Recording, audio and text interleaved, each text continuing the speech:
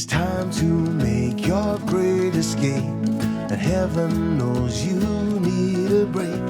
Forget your duties, forget your cares. It's good to get away.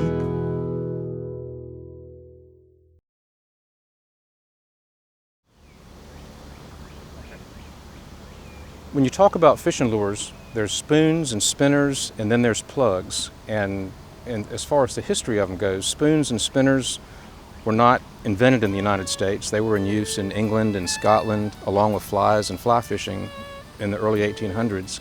But one thing that is uniquely American is the fishing plug. And the legend says that one day James Heddon was out at the mill pond south of town waiting for a friend. And the friend was late, and he was sitting there and he was whittling and just enjoying a beautiful, beautiful morning next to a stream and a nice looking lake. And when his friend's horse and buggy rolled into view, he was ready to meet his friend, and he took his plug of wood that he was whittling on and he threw it into the pond.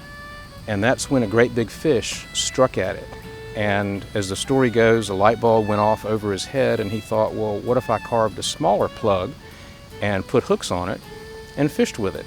And that is one version of how the American fishing lure industry got started.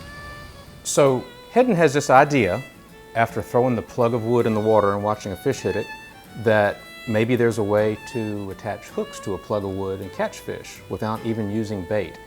And this was an era when fishing was mostly sustenance. It was a poor man's way to get a cheap dinner. And usually people fished with bait or spoons and spinners at the most. So he took his idea, and the first few lures that he made were hand carved. A lot of them were shaped like frogs, and he would give them to friends to fish with, and they definitely caught fish. And as word got around, as the legend goes, more and more people wanted these wooden lures, and Heddon thought, well, maybe I'll just try to manufacture them, market them commercially. And about 1900, 1901, 1902, he set out to create a fishing lure company based in Dowagiac. And the first production lure that was made and commercially sold, they were built in the Heddon basement and painted there, and they were sold in tiny white pasteboard boxes that had a picture of the lure on the front. But it was the 200 surface lure, and we collectors refer to it as the slope nose. And it was a fairly simple thing, but it was a fish catcher. It had a blue head, a painted red collar, and a white body. And many years later, somebody had asked one of the Heddon children why all of the lures of that time had a blue head, and the response was that as they went through the water, blue was the color of the sky, and they hoped that the head would be invisible to fish, and they would strike just behind it and hit that red collar or the white body. And indeed, that's what happened.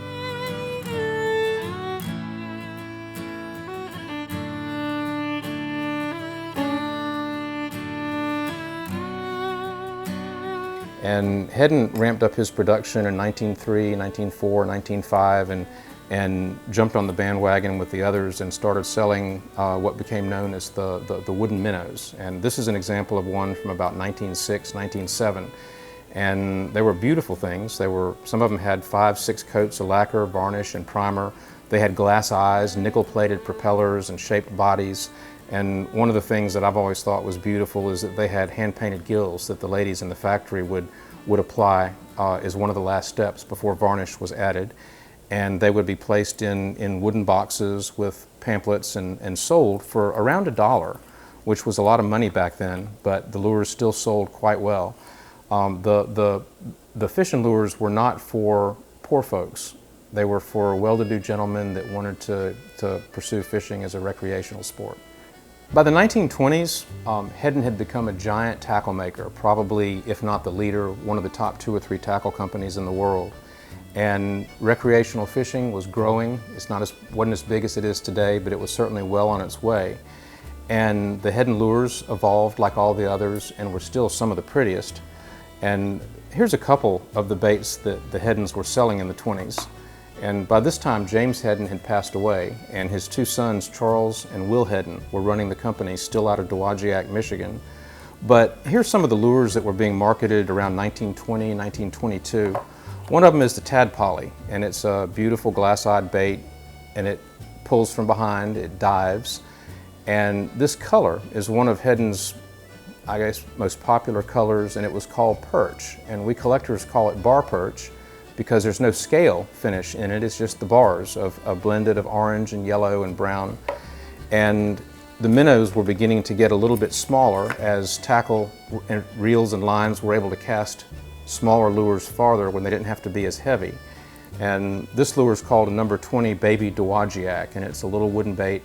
And a lot of people think these are topwater plugs, but believe it or not, that is an underwater lure. It actually has lead weights that were countersunk into the wooden body and then covered over with primer and paint before it was, sent off and sold.